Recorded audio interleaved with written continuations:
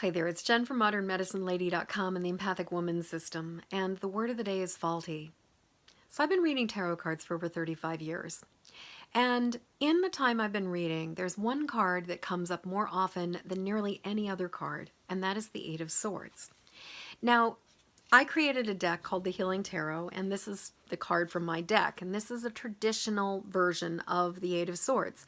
And you can see you've got an image of a woman. She's standing on the beach. She's bound and she's blindfolded. And there are 8 swords in the ground around her. And I named the card Imprisonment.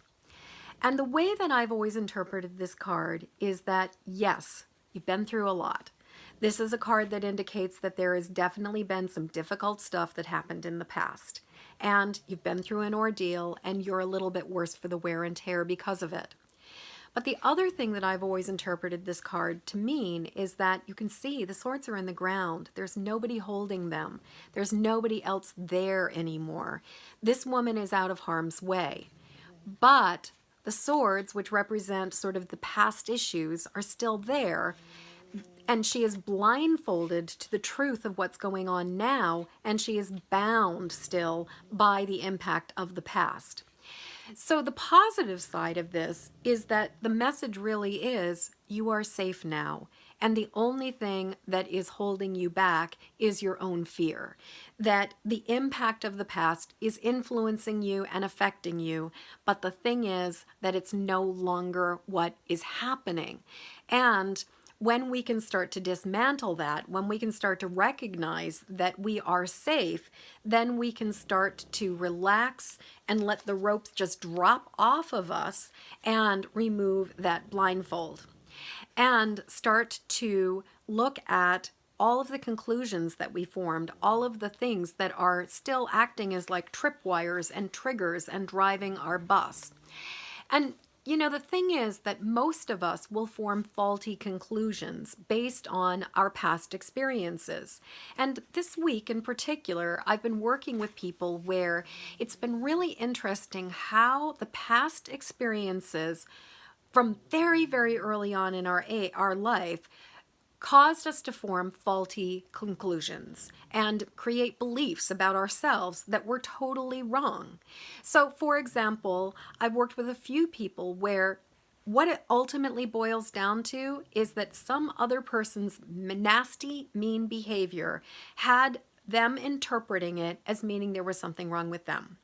And especially if you're talking about a cruel, abusive parent or even a mean bully kid, when they're telling you basically that there's something wrong with you and you're only 4 or 5 or 6 or even 9, it's likely you're going to believe it because you don't have the adult experience, you don't have the perspective. And so you're going to take what they're saying at face value, and especially if you're in an intense emotional situation where things are hard and difficult, it can be really easy to lock in a lie and believe that it is truth and form some faulty conclusions.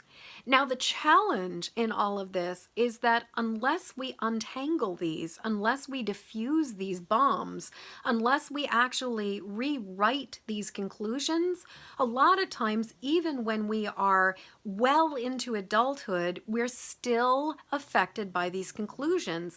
And especially when we're in a depleted resource state, especially if we're already feeling vulnerable or we're feeling like we're stretching outside of our comfort zone, those old beliefs, those faulty conclusions can come back to bite us in the butt and really affect our willingness to take risks, our ability to walk through our fear, our ability to do a whole lot of stuff.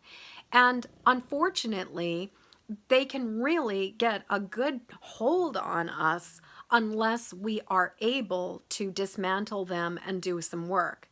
Now, fortunately, there are tools like EFT, which I share quite a bit of, as well as doing something like Byron Katie's The Work, which I highly recommend checking out, and just even working with affirmations, using flower essences, even meditation. There are a number of different ways that we can go back and we can rewrite the story. Even journaling and creating a new narrative, it can be a very powerful way to shift these things.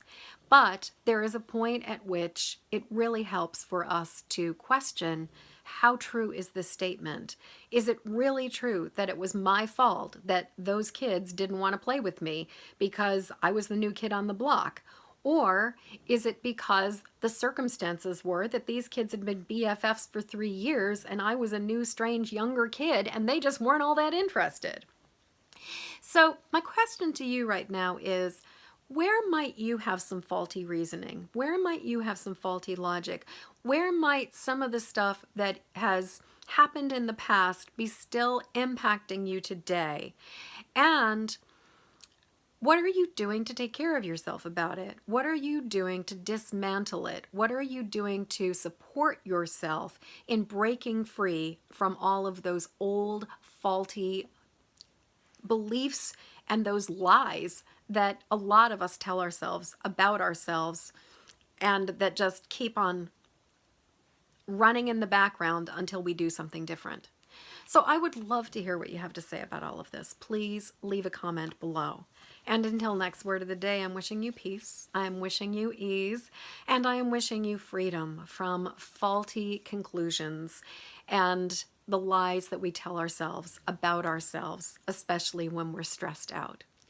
And I also want to invite you to come on over to my website, modernmedicinelady.com. And if you're interested in learning more about how I might be able to help you with this kind of stuff, because seriously, this is my total jam. I love doing this work. Then check out the Work With Me section, especially if you are a highly sensitive empathic woman who's trying to run a business and this shit is getting in your way. This is what I love to help people with. So please come on over to modernmedicinelady.com, check out the Work With Me section, fill it out if you feel so inclined, and we'll talk. And in the meantime, please help me get this out into the world. So please like it, share it, and pass it along to other people who find it useful. Thank you so much. And until tomorrow, peace.